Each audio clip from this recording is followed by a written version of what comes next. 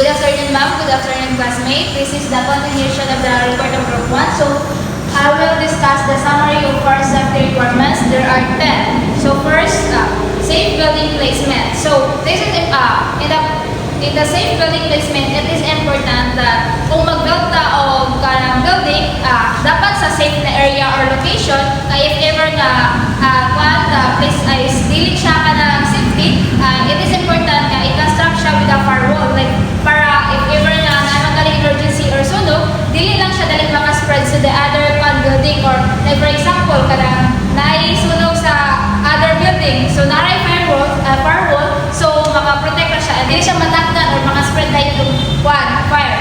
And then 2 is quick and unhindered access to the building by intervention crew or fighter. So it is important na ang building is dali lang siya ma-access sa mga sa firefighters, kaya if ever nga na emergency, dali lang siya makita bitaw. So mao na number 2. And then sa 3 is free and obstructed fire lines for engines to be able to work effectively. So, number 3 po, it is important nga sa building is kanang iyahang driveway or sa iyahang lanes is naka-proper bitaw siya og parking ang mga vehicles or motorcycles. Kay if ever nga na ay mga emergency or sunog, so mga firefighters is dali lang nila ma-access without any barriers. So, ma-effective nila ang pagbuan dayon ang ilahang pagtabang. And then 4 is provision of enough area outside the building for the occupants to stay. So, it is important po nga the building is sa outside is na siya area if ever na emergency is may stihan siya sa mga people na during sa evacuation. And then 5, maintenance of load carrying capacity. So, it is important po kung i-build ang building is na siya maintenance of load and carrying capacity. Like for example, ang building is na siya enough of strength na to carry, like for example, na naa siya sunog. So, ma-prevent lang siya or dili siya ma-avoid din ang pag-collapse sa building. So, number 6 is installation of features disabling fire spread. Like for example, the fire doors and walls or sprinklers. So, sa building code is dapat siya na ang firewalls na gamiton or kanang sa mga exits is dili lang siya daling masunog para dili lang din siya maka-spread of fire. And then 8 number 7, provision of functional structure of materials serving fire safety need. Like for example, sa functional sprinkler. So, it is important nga ang kanang materials like sa sprinkler is good condition and working siya. If ever na naman gali emergency like sunog, so magamit lang tayo siya. If ever gali nga guba, magguba magaling ang sprinkler, so walay magamit during sa sunog. And then number 8, installation of functional fire alarm system and fire detector. So dapat po ang building is na siya enough of installation sa fire alarms. Like if ever na naisunog, magamit lang to siya to signal sa people na naadi ay emergency nga. Katula siya gamiton. Siyempre kung ang building is dako kayo, katula siya gamiton and makagive na siya signals to the other. And then number 9, supply of installation of fire extinguisher which are in good condition. So, it is important po nga installation sa fire extinguisher is good condition siya and or good siya for kanang good working siya. Like for example, kanang mga fire extinguisher is need po siya kanang maintenance. Kaya if ever nga expected na ito siya na emergency, so dili siya magamit. So, importante po kaya fire extinguisher nga ikuan siya kanang good working siya. And then that construction of adequate suitable escape routes, stairways and elevators. So it is important po nga ang building is na siya enough of exits. Kaya if ever nga naisunog, so nara siya kanang like for example, kato nga na isang area, isang exit is nasunugan siya dito, so naapay mapilian ang mga tao na mag-exit pa sila the other kanang exits. So that's all. Thank you. Good day everyone. Today, I will explain the procedures of fire safety enforcement based on the Bureau of Fire Protection Operational Manual of 2015. So, there are 1 to 7 the fire safety enforcement. So, first is building plan review. Building plan review of all buildings to be constructed are fire code compliant and that the fire safety evaluation clearance or FCEC is issued in accordance with the fire code and BFP citizens charters. So this step make sure na ang mga plano o design sa isa ka buildings na tukuran kay kuan na compliant siya sa fire code. And before pa ka makakuha o ka ng building permit, so dapat kinahanglan nga ma-issuean ka daan ka ng fire safety evaluation clearance or FSEC or kaning fire safety evaluation clearance.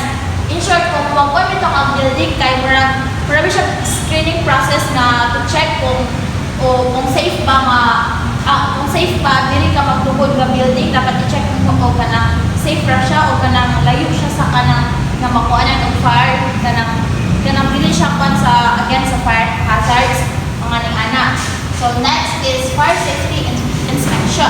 So to be conducted during the pre-construction phase and in the construction phase to ensure that occupancy or business are fully compliant with the fire code before issuance of fire safety inspection certificate. So in the fire safety inspection is conducted during pre-construction and construction phases. Then checks if the building complies with fire safety standards while being built. And fire safety inspection certificate or FSIC is required before occupancy. So conducted during pre-construction o construction phase, ang purpose na is para masiguro nga ang building or business kay fully compliant siya. Then with the fire code before sila makakuha og fire safety inspection certificate. So example ani kay kuan nga lang dili ka pwede mag-open ng business or isa ka building kung wala pa katong fire safety inspection certificate o para bitaw masigurado nga ang building nga imong tukuran kay FSIC para ma-safe ang mga occupants or mga employees. And third is the periodic inspection and complaint-based inspection. So periodic inspection and inspections resulting from complaints and directives from higher offices. Or the kaya regular inspections are scheduled to ensure continuous compliance, then special inspections happen if there are complaints or directives from higher offices.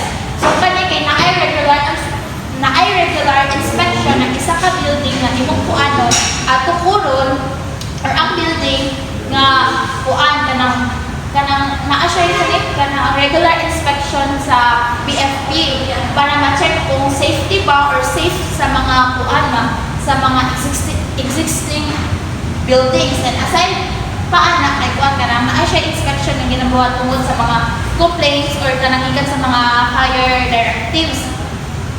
O lagi din, this ensures na dili lang new buildings ang ginamonitor, kundi apil ang mga existing nga nag-operate at mga building.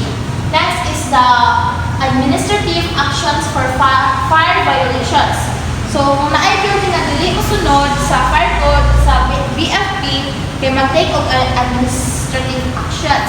So this may include penalties, fines, or even suspensions of operations. Para dito, hindi sila ma-remind ang owners na nga serious ang pag-violate sa fire safety standards. So dapat i-make sure na kung nasa sila yung mga violation, dapat ilaang i-comply para dili pa mataas nila ang mga violations. And 5 is issuance and service of notice to comply. So number 5, the issuance and service of notice to comply to ensure that owners, administrator, occupants of buildings are notified of its deficiencies and is given equal time to comply. So a formal notice given when deficiencies are found and owners are given enough time to fix the problems. So kaning sa number 5 kay kung makita nga ang building na naikuan deficiency sa fire safety, taga sila og notice to comply. So this gives the owner, administrator, or occupant sample time para ma-correct ang problema. In short, i-warningan sila kanakuan, isa ko yung naas sila yung mga problem sa building, naas sila yung kanakitang time para bitaw masolve ang ilang problem, tagaan sila time para makuha nila ang problem, para dali na sila masolve. And number 6 is issuance and service of notice to correct violations.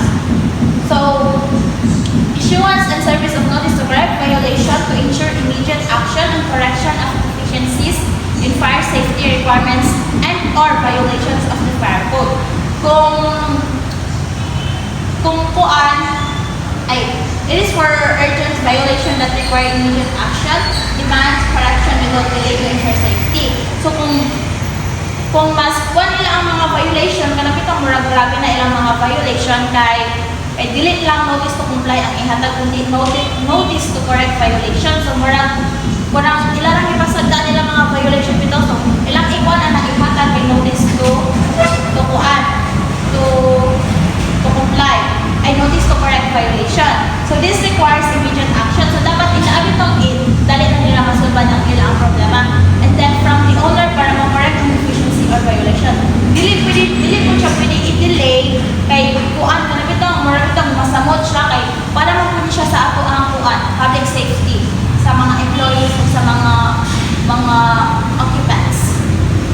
And then 7 is issuance and service of abatement order. So issuance and service abatement order to all buildings, establishments, or structures with violations after the period provided in the notice to correct violation has lapsed. Kung wala at gihapon gi-correct ang violations, kay kuan after sa given period, kung wala at gihapon nag-correct ang ilang violations nga nilang itagdaan nga time kay the BFP kay mag-issue sila og ganang abatement order. This means na pwede nila ikuan ilang murag masirado bitaw ang building, pwede nila ipasara ang building or establishment or structure until ma-correct nila ang ilang mga violations. Then this is the strict test action to ensure na dili mapabiling nga peligro sa ang lugar. So pinaka-strict ni siya sa violation or kanang itong ay mga action o dapat kung kitagaan mo tayo nga para maayo inyo ang kuan violation, so dapat inyo nang i-resolve para dili mapasara ang inyong building. So that's all and thank you. Good afternoon, ma'am. Good afternoon, everyone. I am the last reporter of the Group 2, and my report is all about fire control, fire suppression, fire extinguishment. First is fire control, which is reducing the heat output or removing elements. Unsa man elements dai? Muna siya katong fire, then oxygen, heat, and chemical reaction.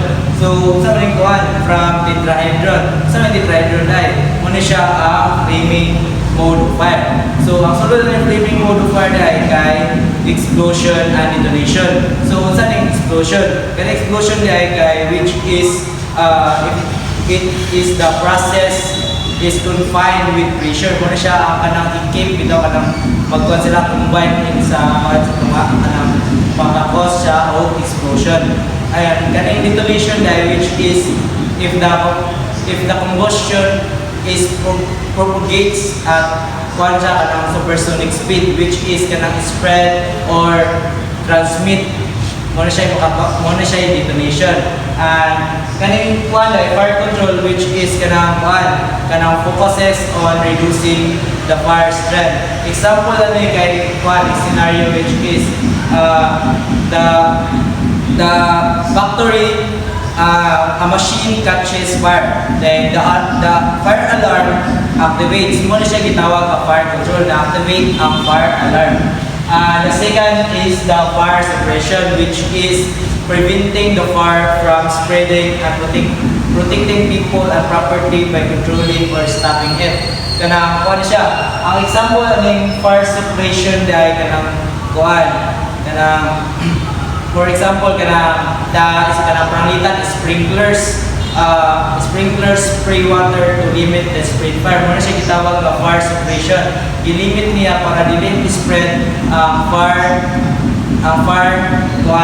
dili siya spread kung sa kung masugdan na ang fire, dili siya spread. And paano siya?